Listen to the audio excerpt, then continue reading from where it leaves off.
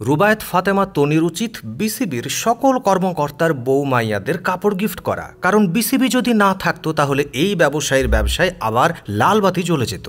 দেশের প্রথম দেশীয় গণমাধ্যমগুলো যখন আদা জল খেয়ে প্রচার করছিল ব্যবসায়ী আপা গুলিস্তানের কাপড়কে পাকিস্তানের মাল বলে চালিয়ে দিচ্ছে, জাতীয় ভোক্তা অধিকার অধিদপ্তর ব্যবসায়ী আপার দোকানে অভিযান চালানোর পর তখন পাবলিক ব্যবসায়ী আপাকে পচা বল সাবান দিয়ে ধুতে শুরু করেছিল। ঠিক তখনই রুবায়েত ফাতেমা তনির দিকে সাহায্যের হাত বাড়িয়ে দেন বাংলাদেশ ক্রিকেট বোর্ড মানে বিসিবি। বিসিবি তখন আসন্ন টি-20 বিশ্বকাপের দল ঘোষণা করেন।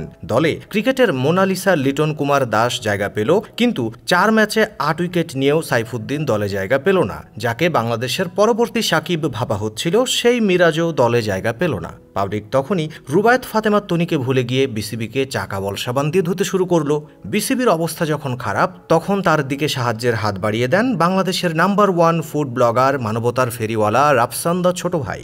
সে ভিডিওতে এসে কিছু লজিক দেখালো তারা কেন এতদিন ব্যাংকের ঋণ পরিশোধ করেনি। রাফসানের আবেগপ্রবণ ভিডিও দেখে চারদিকের পরিবেশ যখন শান্ত হয়ে যায় তখনই রাফসানের আবেগ আর লজিকের মায়ের বাপ পাকিস্তান করে ছেড়ে দেয় সায়েদ আবদুল্লাহ নামের ঢাকা বিশ্ববিদ্যালয়ের আইন বিভাগের এক শিক্ষার্থী।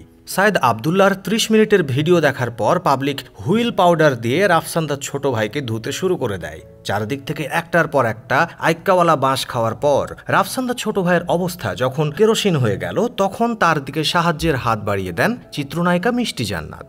মিষ্টি জান্নাত নাকি হতে যাচ্ছেন শাকিব খানের 3 নাম্বার বউ। এমন একটা গুঞ্জন যখন চারিদিকে ছড়িয়ে পড়ল তখন পাবলিক রাফসান তার ছোট ভাইকে ভুলে গিয়ে মিষ্টি জান্নাতকে সাধু ও চলিত ভাষায় ভুয়া ডাক্তার মুনিয়ার থেকে শিক্ষা নিয়েই চিত্রনায়িকা বলতে লাগলো তাকে দুবাইয়ের শেখ বিয়ে করতে চায়, সৌদির বাদশাহ বউ বানাতে চায়, আরও কত কি। শুধু তাই না, এই বিশিষ্ট চিত্রনায়িকা জয়কে থাপড়াইতে চায়। এসব বলে যখন সে ভাইরাল তখন পাবলিক রাফসানকে ভুলে গিয়ে চিত্রনায়িকাকে হয়ে গেল।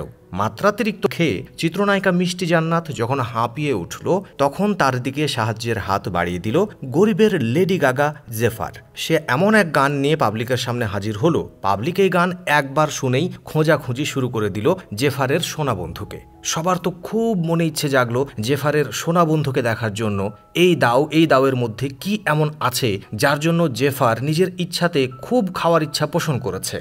পাবলিক যখন জেফারকে সার্ফ এক্সেল দিয়ে ধুচ্ছিল ঠিক তখনই জেফারের দিকে সাহায্যের হাত বাড়িয়ে দিল কাপল ব্লগার নাজিম মিম। মিমের বেস্ট ফ্রেন্ড হলো তানিশা। মিম তানিশাকে বিশ্বাস করে নিজের বাসায় থাকতে দেয়। দিন শেষে সেই তানিশা বিশ্বাসের মায়ের বাপ পাকিস্তান করে ছেড়ে দিয়ে মিমের জামাইয়ের সাথে লাইন মারা শুরু করে। এজন্য তাদের ডিভোর্স হয়ে যায় অনেক আগে। আর কিছুদিন আগে সেই তানিশাকে বিয়ে করে জেফারকে থেকে উদ্ধার করলো মানবতার ফেরিওয়ালা নাজিম। এখন দেখার বিষয় হলো নাজিমের দিকে সাহায্যের হাত বাড়িয়ে দেয় কে সেটা। আপনার কি মনে হয় এই তালিকায় কার নাম যুক্ত হবে এরপরে? অবশ্যই জানাবেন কমেন্টে। এতক্ষণ সঙ্গে থাকার জন্য অসংখ্য ধন্যবাদ।